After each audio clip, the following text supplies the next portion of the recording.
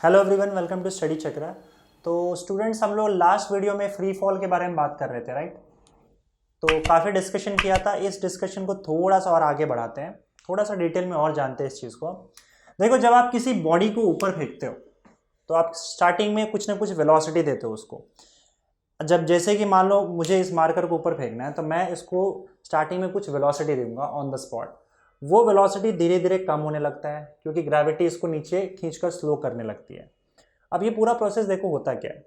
Gravity हमेशा नीचे ही act करेगी।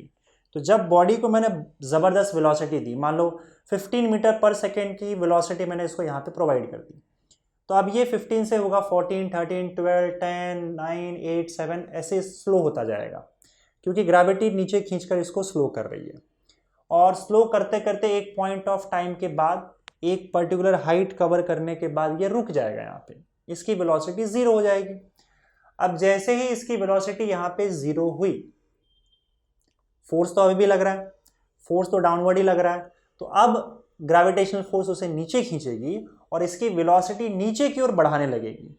तो अब जीरो से इसकी वेलोसिटी बढ़ने लगती है और बढ़ते बढ़ते फाइनली ये उसी वेलोसिटी पे आके नीचे रुकती है, या फिर नीचे उस पॉइंट पे जहां से मैंने उसको ऊपर फेंका था। इस पॉइंट पे आने के बाद फिर से वो उतनी ही वेलोसिटी गेन कर लेता है जितनी वेलोसिटी से मैंने उसको ऊपर फेंका था। मतलब अगर मैं इसको यहां से, इस पॉइंट से 10 मीटर पर सेकेंड की स्पीड से ऊपर फेंकूं तो ये 10 से 9, 8, 7, 6, 5, 4 जैसा भी होगा, फाइनली जाके जीरो पे आ जाएगा। जीरो से फिर क्या होगा, ग्रेविटी अब उसको नीचे खींचते रहेगी तो इसकी स्पीड नीचे की ओर बढ़ते जाएगी या उसकी वेलोसिटी नीचे की ओर बढ़ते जाएगी। तो फिर वो जीरो से फिर 1, 2, 3, 4, 5, 6, 7, 8, 9 इस पॉइंट पे 10 हो जाएगा, जिस पॉइंट पे से मैंने उसको ऊपर फेंका था। तो जहां से ऊपर फेंका था, जिस स्पीड से ऊपर फेंका था, ऊपर जाके वापस उसी पॉइंट पे आने पर उसकी स्पीड फिर से वही हो जाएगी। समझे? तो अगर मान लो यहां से आप किसी ऑब्जेक्ट को ऊपर फेंक रहे हो और इस पॉइंट पे इस बॉडी की वेलोसिटी 15 मीटर पर सेकेंड है, तो धीरे धीरे इसकी वेलोसिटी कम होते जाएगी। कम होने के बाद एक पर्टिकुलर हाइट अटेन करेगा, यहाँ पे इसकी वेलोसिटी हो जाएगी ज़ीरो। और उसके बाद जब वो फिर नीचे आएगी तो नीचे आते आते फिर से इसकी वेलोसिटी बढ़ने लगती है, एक्सेलरेशन पॉजिटिव हो जाता है। और फिर से जब वो इस पॉइंट पे आ जाएगी तो इसकी वेलोसिटी आपको फिर से ये गेन कर लेगी 15 मीटर पर सेकेंड। बस फर्क ये होगा कि वेलोसिटी का शुरू में डायरेक्शन ऊपर था, अब इसका डायरेक्शन वेलोसिटी का नीचे होगा, लेकिन वैल्यू वही होगा 15 मीटर पर सेकेंड।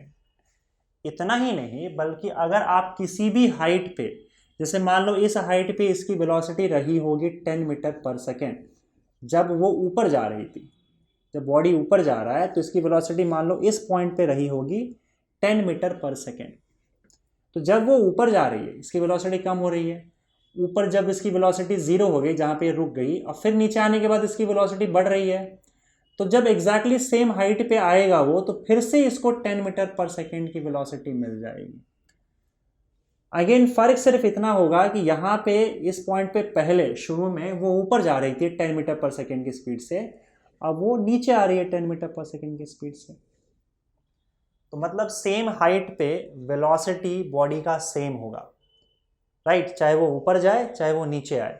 तो अगर इस हाइट पे अगर कुछ वेलोसिटी है तो ऊपर जाके वापस आने के बाद जब वो नीचे आ रही है और फिर से इसी हाइट पे आ जाए तो उसकी वेलोसिटी फिर से उसको वापस मिल जाएगी।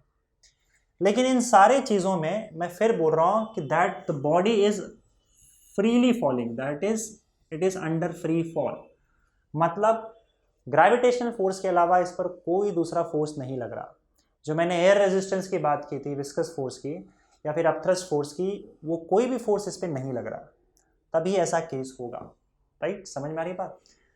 अगर सपोज करो ये फोर्सेस नहीं लग रहे, हाँ, इसमें एक और चीज़ मैं बताना चाहता था, टाइम की बात। देखो, जितना टाइम वो ऊपर ले जाने में लगा रही है, मान लो ऊपर ले जाने में, अगर ऊपर जाने में वो 10 सेकेंड ले रही है, तो ये ध्यान दो ऊपर से वापस सेम हाइट नीचे आने में भी वो 10 सेकेंड ही लेगी, 10 सेकेंड्स ही लेगी। So total time to go upward is always equal to total time to take which it takes to come downwards। ऊपर जाने में जितना टाइम लगता है उसको हम लोग बोलते हैं time of accent, time of accent. और नीचे आने में जितना टाइम लगता है उसको हम लोग बोलते हैं टाइम ऑफ डिसेंट। डिसेंट करना मतलब नीचे आना। Time of ascent is always equal to time of descent. Free fall के केस में अगर बॉडी पे कोई दूसरा फोर्स नहीं लग रहा है, सिर्फ और सिर्फ ग्रेविटेशनल फोर्स लग रहा है, so time of ascent will always be equal to time of descent. जाहिर सी बात है भाई, एक्सेलरेशन हमेशा सेम होगा, तो जितना टाइम वो ऊपर ले जाने में लगेगा उतना ही टाइम वो नीचे आने में भी लगाएगा। ठीक है, एक और चीज़ यहाँ पे जो मुझे बोलना था कि अगर सपोज करो आप कोई दो ऑब्जेक्ट लेते हो, ठीक है, दो ऑब्जेक्ट अलग अलग साइज का, अलग अलग शेप का, इनफैक्ट अलग अलग मास का। जैसे मैंने अपने हाथ में, मैं एक बहुत बड़ी सी बिल्डिंग पे खड़ा हो गया और वहाँ पे मैंने अपने एक हाथ में छोटा सा पत्थर लिया है, छोटा सा पत्थर, ठीक है, और अगर सपोज करो दूसरे हाथ में मैंने एक बहुत बड़ी कार ले ली। अब ये हाइपोथेटिकल सिचुएशन है, इमेजिनरी सिचुएशन है। अब ये मत पूछना सर कार कैसे हाथ में उठा सकते हो। मान लो जैसे कि एक पर्टिकुलर हाइट पे मैं गया और इस हाथ में पत्थर है, इस हाथ में कार है, और दोनों को इस सेम हाइट से मैंने छोड़ दिया, तो ज़मीन पर आकर पहले कौन सी चीज़ टकराएगी?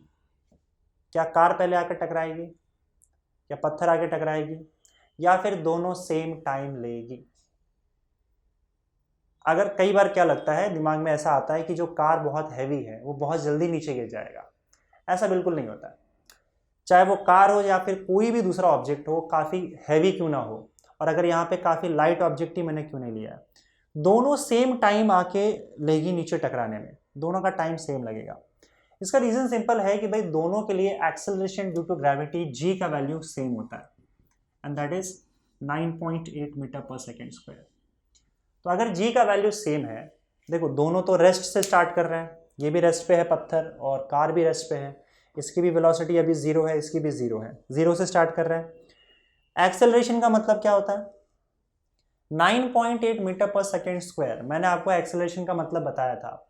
अगर इसको आप अप्रॉक्सीमेटली 10 मानकर चलो सिंप्लिसिटी के लिए, 10 मीटर पर सेकेंड स्क्वायर का एक्सेलरेशन होगा। एक्सेलरेशन का मतलब क्या होता है कि हर एक सेकेंड में बॉडी की कितनी वेलोसिटी चेंज हो रही है। यहाँ पे तो बढ़ रही है, तो मैं बोलूँगा कितनी वेलोसिटी बढ़ रही है।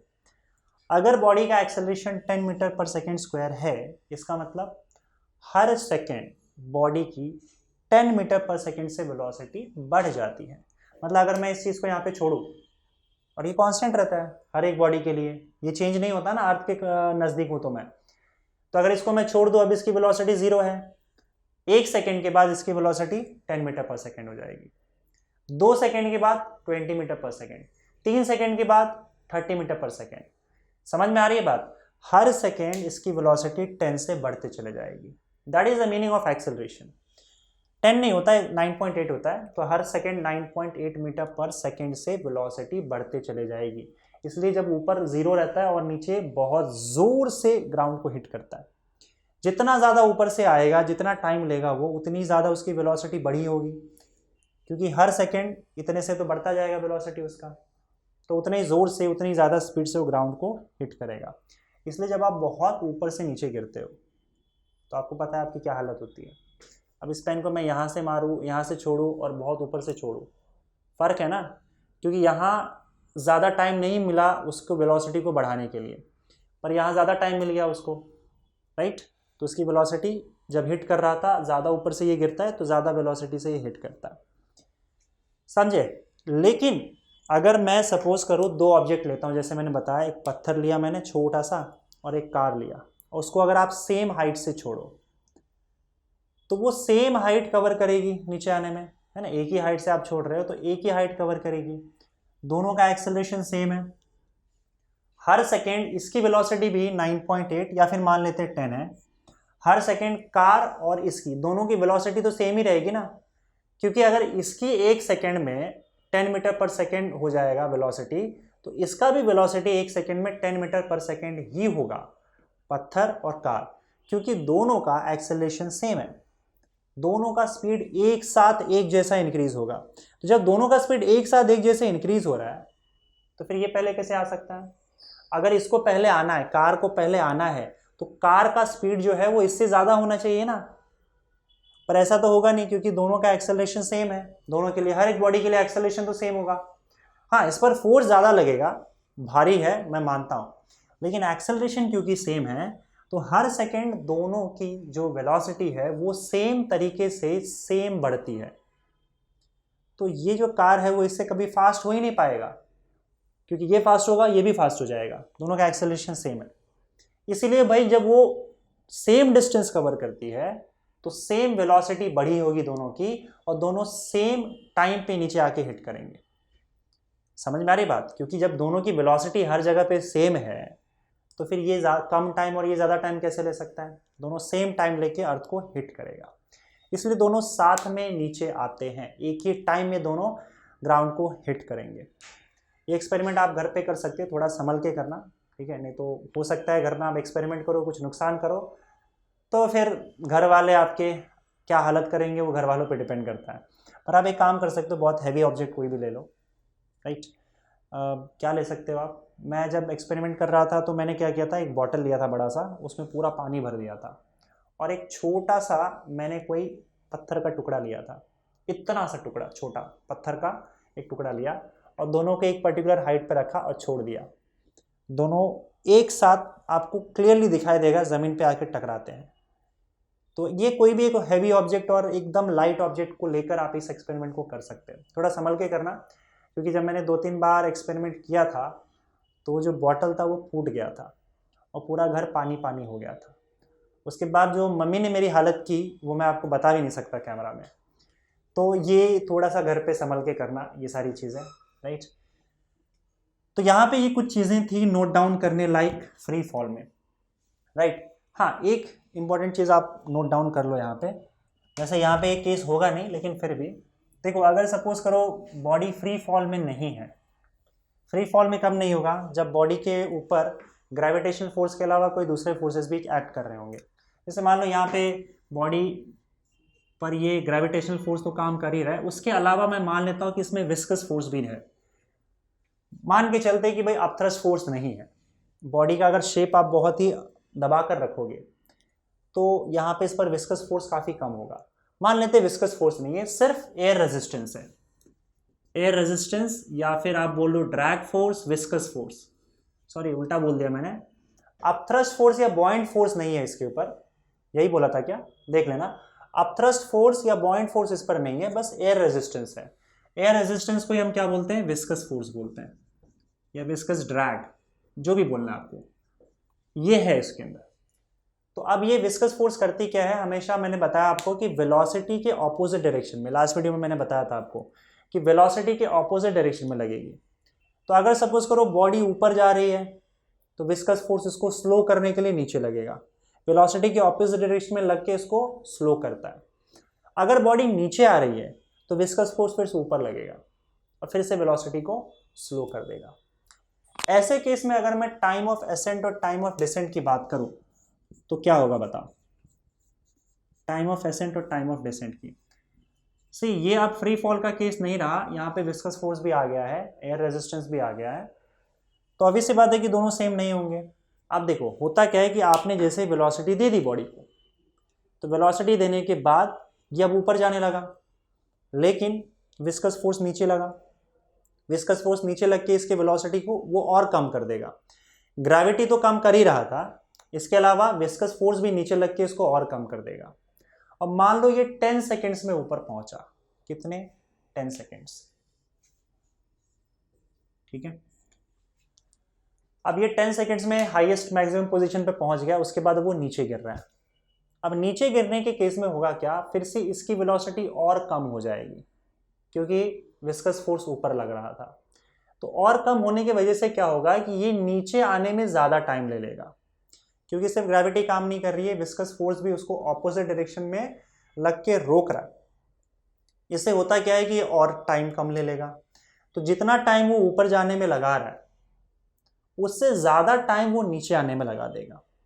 तो इसका मतलब टाइम ऑफ एसेंट कम होगा और टाइम ऑफ डिसेंट ज़्यादा हो जाएगा, क्योंकि वो और स्लो हो चुका होगा विस्कस फोर्स की वजह से। ऐसे केस में आपका time of ascent will always B less then, ऊपर जल्दी जाएगा लेकिन नीचे आने में लेट हो जाएगा उसको। Time of ascent will be less than time of descent. और यहाँ पे अगर किसी पॉइंट पे देखोगे, अगर मान लो ये बॉडी इस पॉइंट पर जाने के बाद इसकी वेलोसिटी 10 मीटर पर सेकेंड हो गई थी जब वो ऊपर जा रही थी, तो ऑब्वियस सी बात है जब वो नीचे आएगी तो स्लो हो चुकी होगी विस्कस फोर्स की वजह से।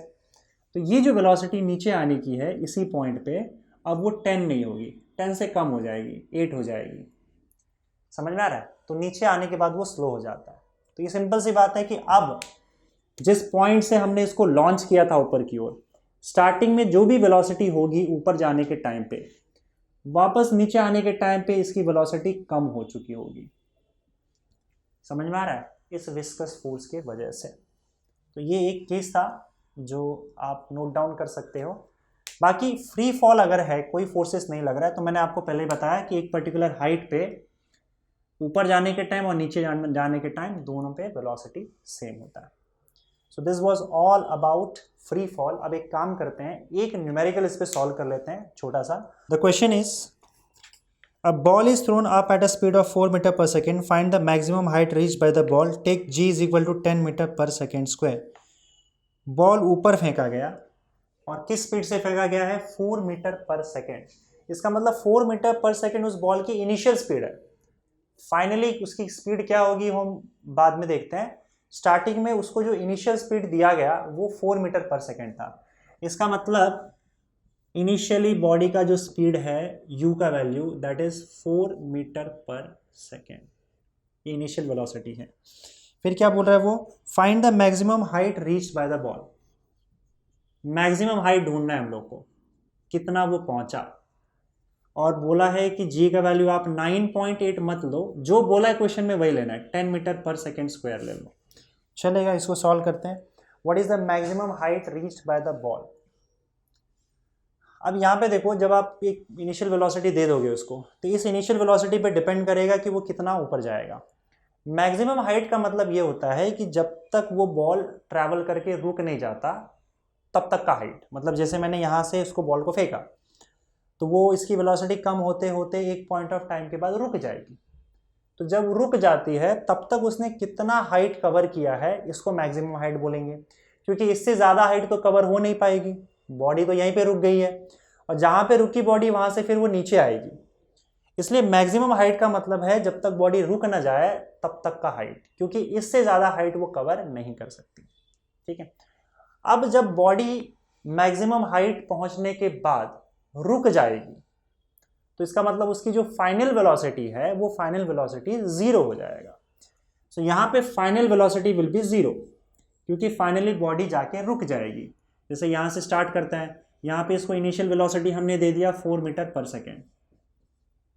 अब वो हाइट कवर करेगा, हाइट कवर करते करते मान लो इस पॉइंट पे आया, फाइनली इसकी वेलोसिटी 0 हो गई। तो जब 0 हो जाएगी तो जितना भी हाइट उसने कवर किया है यहाँ से लेकर यहाँ तक, this is your maximum height. ठीक है। तो बताओ हमारा इक्वेशन क्या था, क्या इक्वेशन यूज करोगे? यहाँ पे देखो, हाइट कवर करने का मतलब है डिस्प्लेसमेंट कवर करना। तो यहाँ पे displacement, initial velocity, final velocity और एक्सेलरेशन हमको दे रखा है। तो displacement, final velocity, initial velocity और एक्सेलरेशन अगर ये दिया है तो इसमें हमारा फर्स्ट काइनेमेटिकल इक्वेशन बनता है, नहीं सॉरी फर्स्ट नहीं बनेगा, थर्ड काइनेमेटिकल इक्वेशन बनेगा। थर्ड काइनेमेटिकल इक्वेशन क्या है? v square is equal to U square plus 2ax। अब यहाँ पे देखो, फाइनल वेलोसिटी तो हमारा 0 हो जाएगा, इनिशियल वेलोसिटी क्या है? 4 का स्क्वायर प्लस, या फिर इसको एक काम करते हैं, ऐसे इक्वेशन लिख लो, v square is equal to U square plus 2। Acceleration आपको यहाँ पे नेगेटिव लेना पड़ेगा। मैंने बताया था जब बॉडी ऊपर जा रही है तो एक्सेलरेशन नेगेटिव होगा, क्योंकि आपका वेलोसिटी कम होता है। जब आपका वेलोसिटी कम हो रहा है इसका मतलब acceleration will be negative. Acceleration negative मतलब ए की जगह पे आपको -g लिखना पड़ेगा। मैं ये माइनस यहाँ पे लिख दे रहा हूँ, a will be -g over here, negative आएगा जी यहाँ पे, इंटू x मतलब जो भी हाइट उसने अटेंड किया है। तो ये हाइट तो मैक्सिमम हाइट अटेंड किया होगा उसने, एच मैक्स लिख देते हैं। बस इस इक्वेशन को सॉल्व कर लो, सबका वैल्यू आपको पता है तो आपको मैक्सिमम हाइट मिल जाएगा। फाइनल वेलोसिटी 0 है, 0 इज इक्वल टू 4 का स्क्वायर -2, जी का वैल्यू 10 बोला है लेने को, 10 मल्टीप्लाइड बाय एच मैक्स। ठीक है, तो ये क्या होगा बताओ, 0 इज इक्वल टू 16 माइनस 20 दिख रहा है ना, हाँ, एच मैक्स, तो यहाँ आ जाएगा, so 20 H max is equal to 16, so h max will be equal to 16 divided by 20, so h max is equal to 0.8 हो जाएगा ना, ये 0.8 मीटर। तो मैक्सिमम हाइट उसने जो कवर की थी वो 0.8 मीटर है।